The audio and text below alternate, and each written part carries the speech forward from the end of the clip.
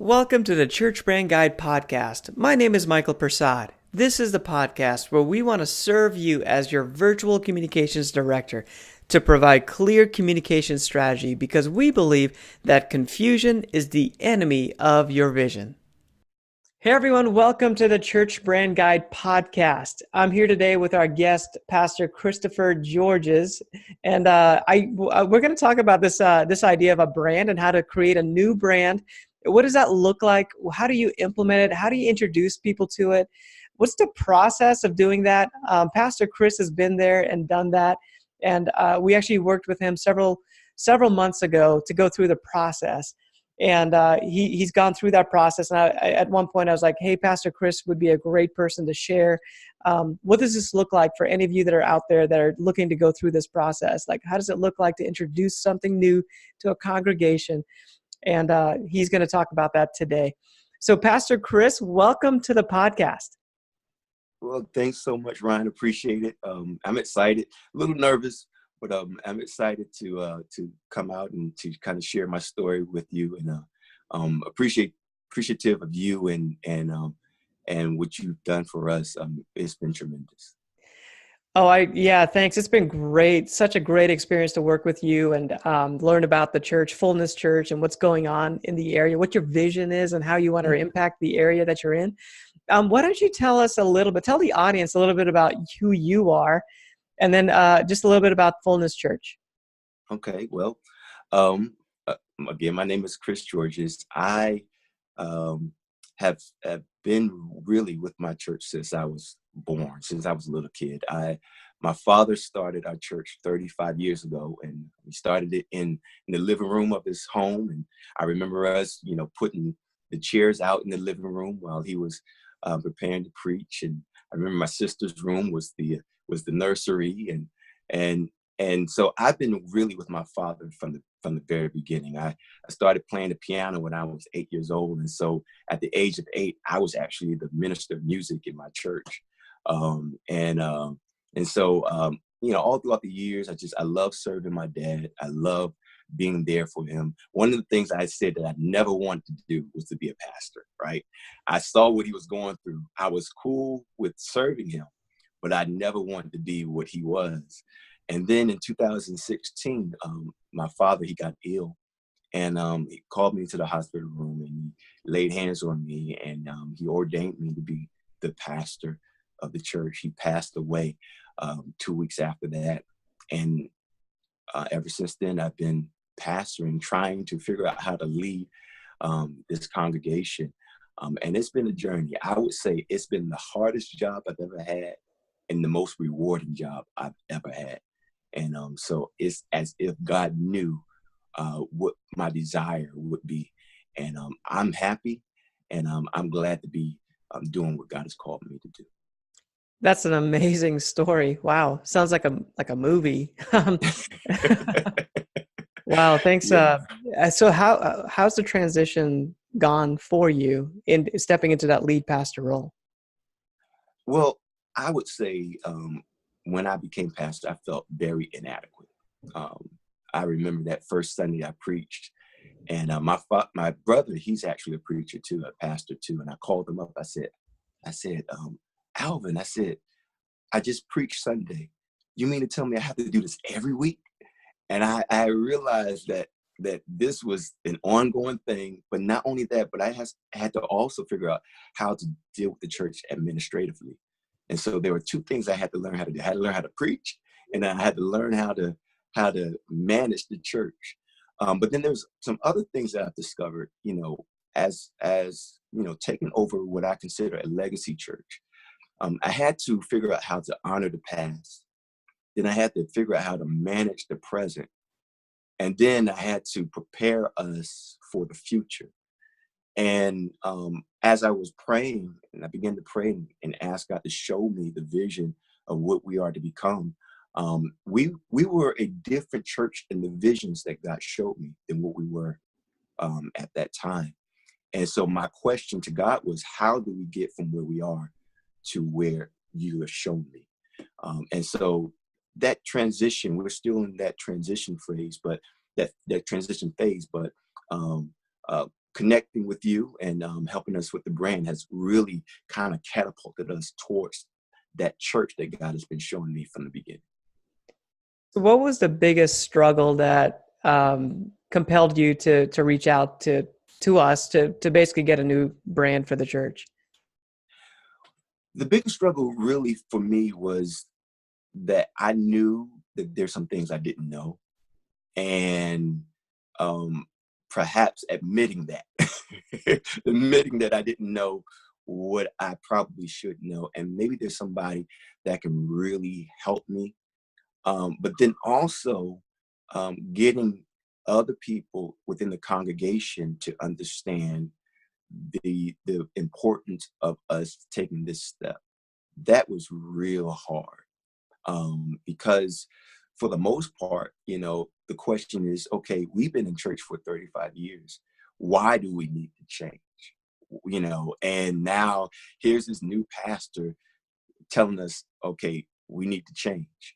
But in order for us to be relevant in the years to come, I felt like God was leading us towards this change. So that was pretty hard, though. It was pretty hard. I remember, if you just give me a moment, I remember we had artificial plants on our stage. And I remember one day I decided that I didn't want to preach from the jungle. And I took the artificial plants off the stage. And one of the mothers grabbed my arm, and grabbed it tightly and said, "What did you do?" And I said, "Mother, what do you mean?" She said, "You took the plants off the stage. You can't do that." And I realized I wasn't in Kansas anymore, and that some of the changes that I had to make, I had to be strategic, and I had to kind of, even in sometimes, someone would take it slow, and that's hard too. Knowing that there's a place that you want to go, you want to get there fast, but taking your time because you don't want people to kind of fall off the wagon. Yeah, one of the things about branding is that it allows leadership to be able to put your thoughts and your vision and your dreams and all those different things and your values on paper, so that you're able to take that out of what's in your head and put it down on paper. So that was one of the really cool things about working with you, maybe 6 months ago now, is that we were able to, help you take that passion, that vision, what you wanted to create, and help you document it. So that the result is that you're able to share that with other people. That's the hope on my end. That's the hope, to take your vision and the passion and what God has given you for the future, and then be able to share that with other people. So what are some of the results that you've seen, I guess, since then? Like, what does that look like to take that brand that we documented and put that out there for people? Well, that you're talking about that brand guide, and it's a godsend. And so what that brand guide for us has been, it's been a tool that has caused us to, first of all, have focus. And I think for the most part, that's something that we've kind of been lacking. We've been a church in existence, but I didn't know that we really had a laser-like focus. And so what's happened at first, everybody was apprehensive. Everybody was like, okay, I'm not sure if this is going to be what we need. Are we going to be able to fit within these boundaries, these guidelines? And now it's become this tool where, it's like our Rosetta Stone. It's like, we go to it to find out if how we're communicating is correct, and so that alone has really kind of formulated the way we're able to articulate and communicate to our community, and I think we're doing that better now because of our brand, the brand guide. Yeah, that's great feedback. The Rosetta Stone thing is really good. But yeah, so a brand guide, for you that may not know what that is, it's a document that it's maybe 20 pages long, and it just takes it documents what's the vision, what's the mission, what's the purpose, what's the values, what are some colors and fonts that support that, what does a graphic style look like for you? Yeah. And we have a way of kind of unpacking that, a framework to help leaders unpack what that is. Mhm. One of the most powerful things I think every time we do it is what is the journey that you're hoping to take people through? Like, Right. what's the end result that you want for them? Yeah. Where Yeah. are they starting, and what's the end result? And then what are the steps that are in the middle?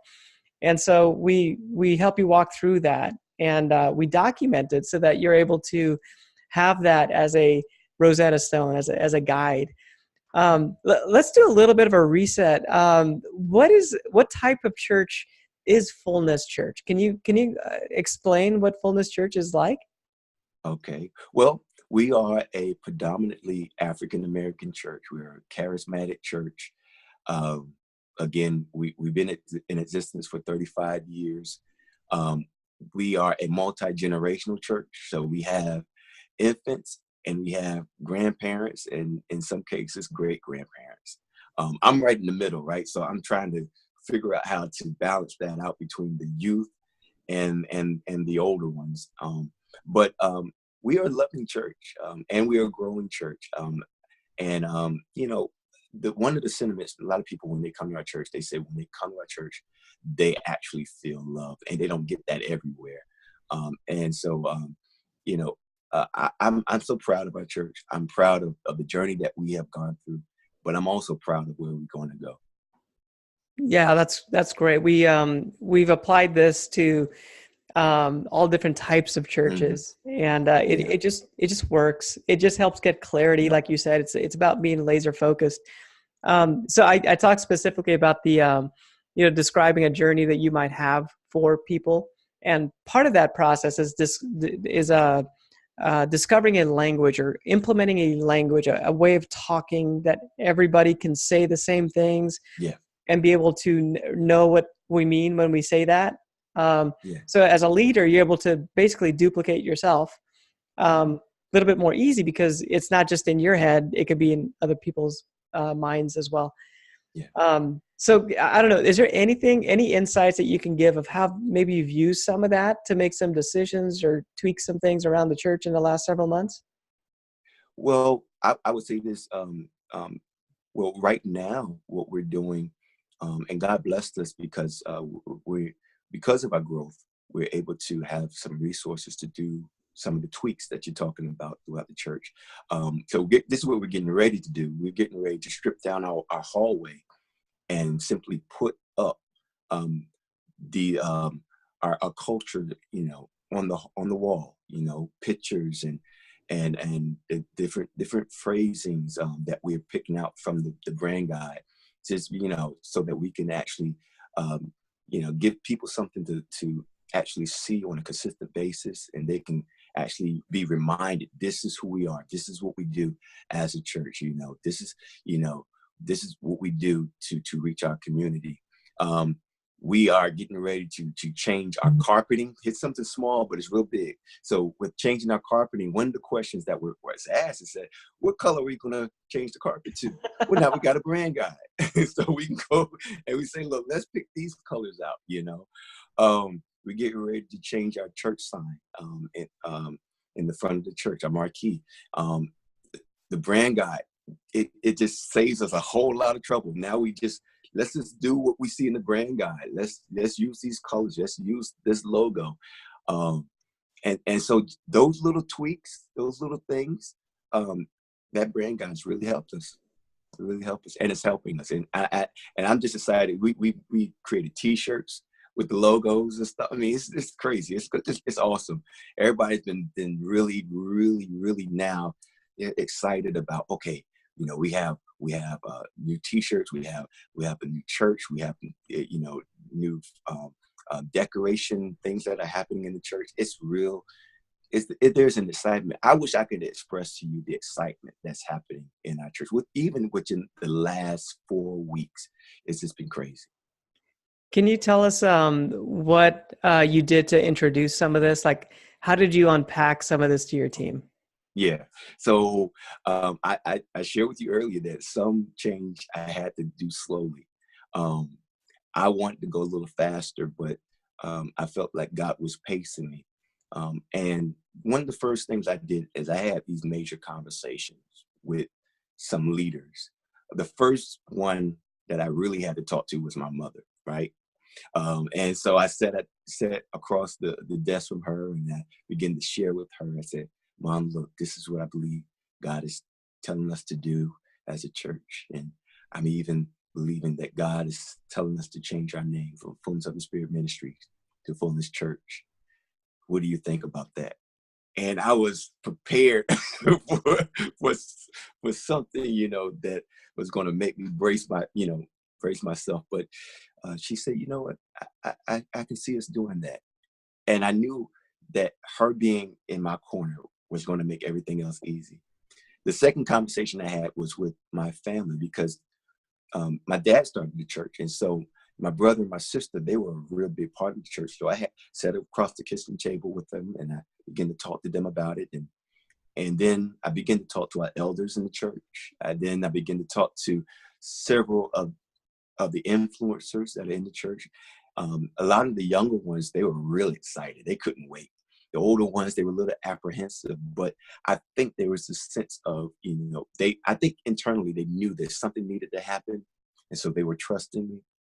And then I began to kind of preach it across the pulpit to the congregation. I began to kind of preach about our vision, and about what we do as a church, and the people who we're trying to reach as a church.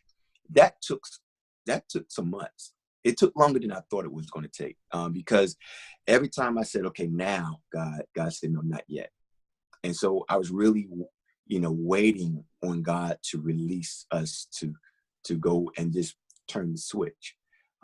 And when he released us to do it at just the right time. I think our church was really ready for it. How was I able, or just our team in general, how were we able to help you in this process? Repeat that one more time. How was I and my team? How were we able to? So I guess where I'm just, we take it for granted what we do, but I'm just wondering, from your perspective, how were we able to help you with the rebrand, or just help you with this new vision, or help you with the church? Like, what did that look like from your perspective? Yeah. So I realized, you guys helped me to realize that the rebrand was more than just changing the logo and changing the name, right? So what you were able to do, you were able to open my mind to really get a full picture of what a rebrand it really is. And how it's not just, changing your clothes, but it's actually changing your behavior, right? It's actually changing the way you do things in a way that make you more representative of who you are as a church. And so just that alone, you were able to kind of just open my eyes. I was really kind of closed-minded in the sense. I knew there was a need for change. I thought I knew how it was supposed to happen. And then you said, basically, you kind of showed me, well, what about this over here? And I never even considered that over there. And that's when I realized, oh, man, these guys actually know what they're talking about, And then the whole idea of even preaching the sermons and the series as it pertained to change, it was you guys who actually told me that was a good idea to do that. And when I did it and did it the way you showed me how to do it, it really worked. It really worked. And so I have made a decision to trust you, and I'm going to be honest. I'm just going to be straight up and be honest. There's some things that I really didn't understand. I actually, there's some things that I looked at and I said, perhaps no, but then I said, I'm going to trust them anyway. And when I did trust you, you actually knew what you was talking about, So thank you so much for that, and for your help and helping me get beyond myself, so I can actually lead our church to change. Oh, thanks for the feedback on that. It's really great. We kind of do what we do, and sometimes we just miss the impact that it has. Yeah. And I really feel like this is a calling, and, I don't want to take too much of a deep, moment there, Yeah. but Yeah. it's always great to just get your feedback of how are we helping you, and how is this stuff able to help the listeners of the podcast, as you look to do something really great, and God has given you a great vision. You put some systems around it and some structure around it, and it just helps you to get a little bit further, faster. Yeah. You talked about growth being one of the results of, this whole thing. Mhm. So can you let us know what that's looked like for you? When I took over the church, we were at around 52, 52 in attendance on a Sunday. Since then, we are now at 2 services. Yeah. So that kind of growth, you know, of course, that's nothing but God, because I'm not that smart. I really am not that smart. Um, but I would say that when we decided to shift, change the name, change the brand, um, there was a synergy that happened, that caused the people to get excited about their church again. And now people are starting to really share their experiences. They're leveraging their relationships with their friends and bringing their friends to church, which I think is an honor. Anytime you leverage your relationship so that somebody can come and experience your church, I think I count it as an honor. Um, and and and so now our church is totally different than it was a couple of years ago. The faces, I mean, it's just a totally different church, and we haven't even really, to be honest, we haven't really went full bore yet. And so I'm almost scared to know what's going to happen when we really become what we are destined to become. Yeah, and that's really great to hear, because I think that is the byproduct of getting focused and getting clear. Yeah. Um, and it's a principle, and Hmm. from my perspective, it's biblical. I don't want to get into theology and all that stuff, but man, a lot of the branding stuff that we're bringing into the conversation that Pastor Chris has talked about. We didn't get into specifics of what it looks like, but the idea is just, hey, just get super clear, present that to people so they understand, and Right. don't confuse them, and stay the Right. course. Stay the Yeah. course Yeah. so that you're able to present something consistent over time, because people, that's what they crave. It's what they want. Yeah. So yeah, thanks again for sharing all that. One of the things we love to do on the podcast is present an audience question to our guest. So Pastor Chris, I just wanted to ask you, Okay. here's a question that we get from time to time. In a church that is spirit led, how do you fit in strategic planning? Mm. Wow, that is a good question. And because sometimes you can really become so strategic minded that you forget to actually pray, right? So the Yeah, first thing you do, first thing you do is you pray and you ask God to give you the strategy, but also to ask God to lead you to the strategy.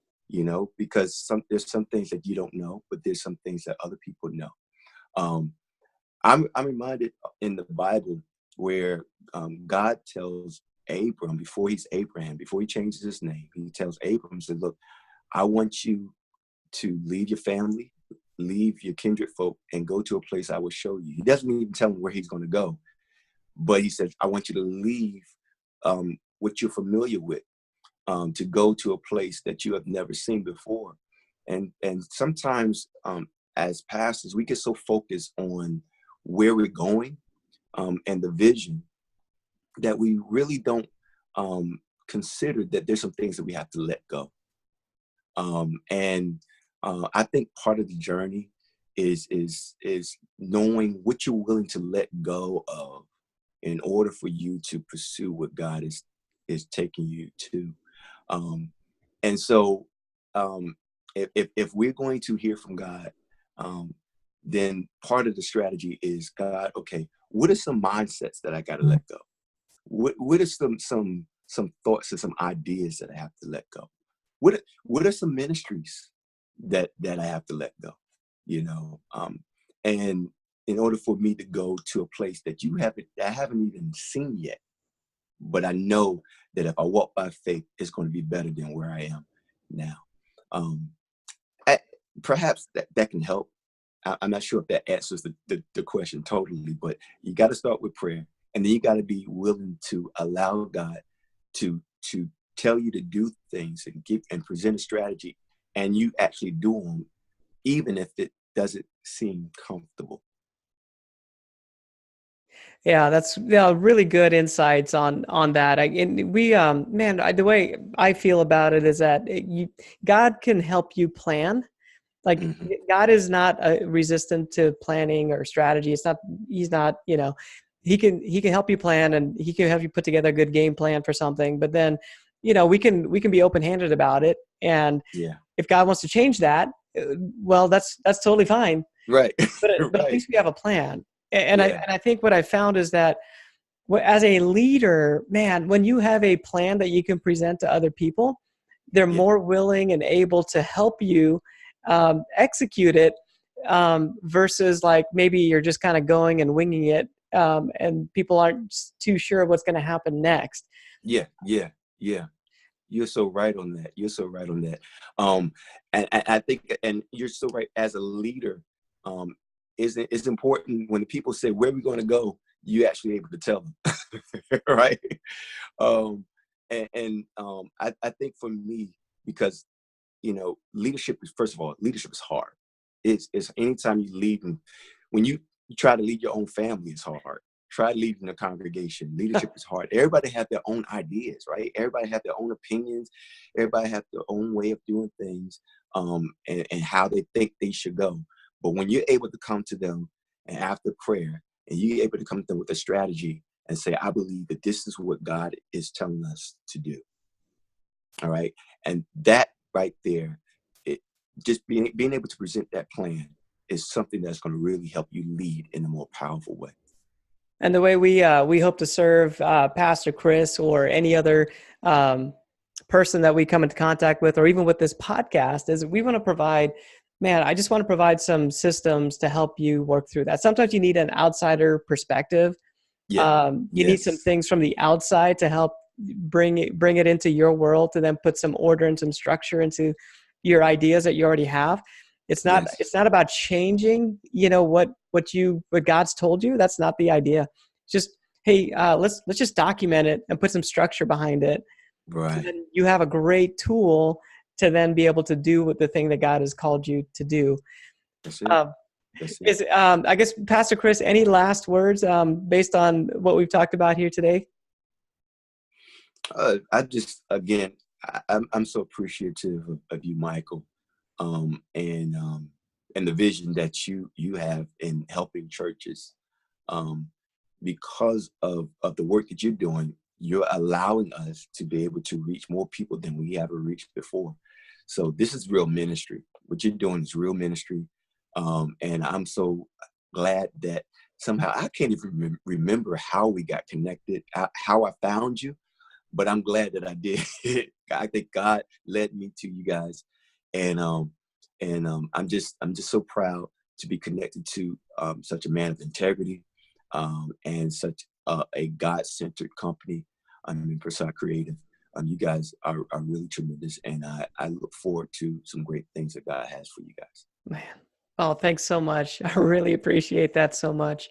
Mhm. What are some ways that people can get in contact with you if they want to connect with you, maybe online? What are some things that you have out there? Well, personally, you can reach me by going to christophergeorges.com.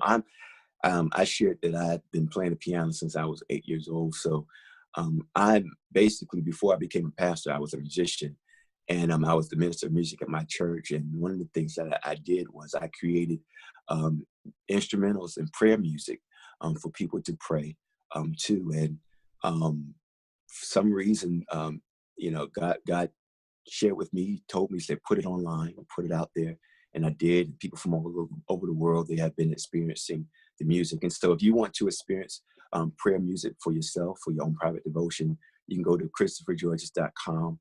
And then you can be connected to my YouTube page from my website. And you can also reach our church through our new website that was created by Persaud Creative called the Fullness Church. Go to thefullness.church, and you can find out everything you need to know about Fullness Church.